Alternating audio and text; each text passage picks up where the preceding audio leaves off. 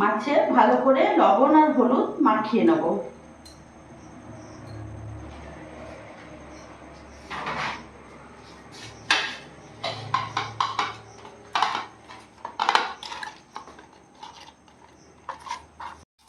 মাছে ভালো করে লবণ হলুদ মাখিয়ে নিয়েছি।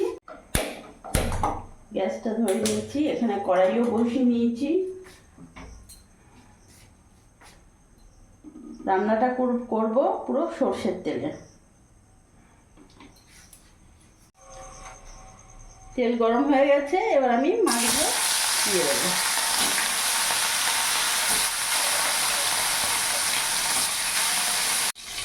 মাছটা এখানে ভাজা হচ্ছে, আর আমি এখানে গাটি কচু নিয়েছি। এই কচু দিয়ে রুই মাছের ঝোল করব।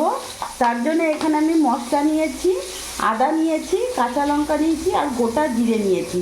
এটাকে ভালো করে শিলে বেটে নেব।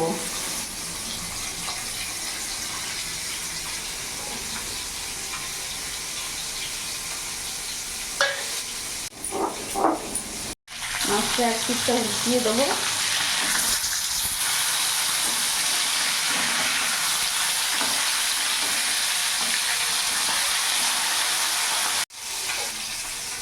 মিহি করে বাটা হয়ে গেছে, এবার নামিয়ে ফেলবো।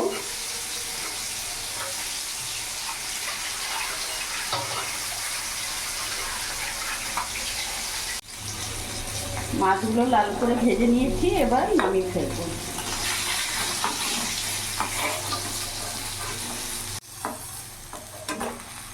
তেল দেবো না, ওই তেলের মধ্যে আমি এখানে গোটা জিরে আর শুকনো লঙ্কা ফোড়নে দিয়ে দিলাম।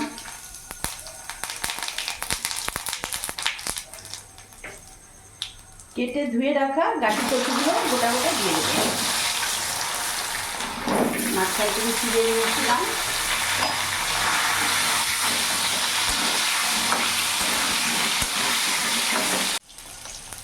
লবণ দিয়ে দেবো 2 চামচের মতো। হলুদ গুঁড়ো দিয়ে দেবো। কালারের জন্য কাশ্মীরি লঙ্কা গুঁড়ো দিয়ে দিলাম।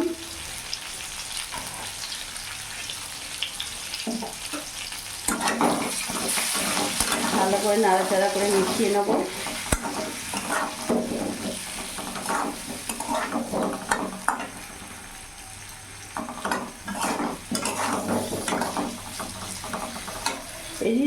এরই মধ্যে এখন বেটে রাখা আদা জিরে কাঁচা লঙ্কা দিয়ে দেবো।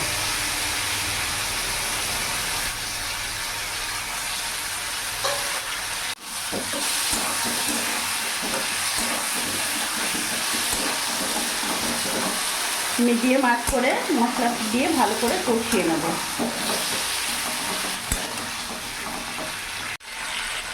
এইভাবে কিছুক্ষণ ঢাকা দিয়ে আমি রেখে দেবো।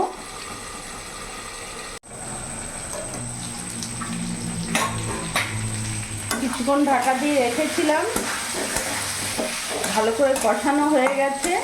এবার আমি জল দিয়ে দেবো।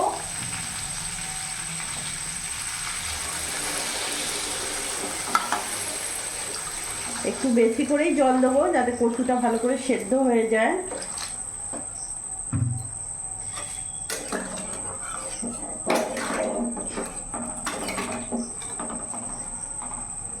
এখন ভালোভাবে ফুটতে দেবো। গ্যাসের ফ্লেমটা মিডিয়ামই রাখবো। ভালো করে ফুটে গেছে, এবার চিড়ে রাখা কাঁচা লঙ্কা দিয়ে দিলাম কয়েকটা।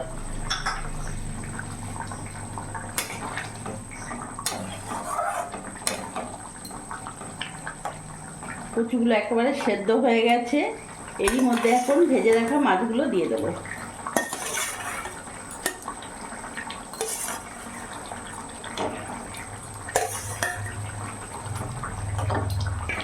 মাছ দিয়ে 2 মিনিট এখন ফুটিয়ে নেব।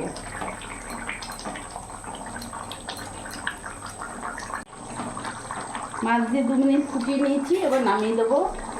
গ্যাস অফ করে দেবো। গাটি কচু দিয়ে রুই মাছের ঝোল একেবারে রেডি।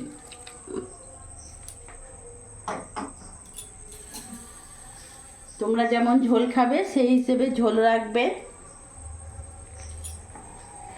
তো তোমরা দেখলে আজকে রেসিপিটা রুই মাছের গাটি কচু দিয়ে ঝোল করলাম। যদি ভিডিওটা তোমাদের ভালো লাগে প্লিজ লাইক কমেন্ট শেয়ার করে আমার পাশে থেকো, আর তোমরাও সবসময় ভালো থেকো।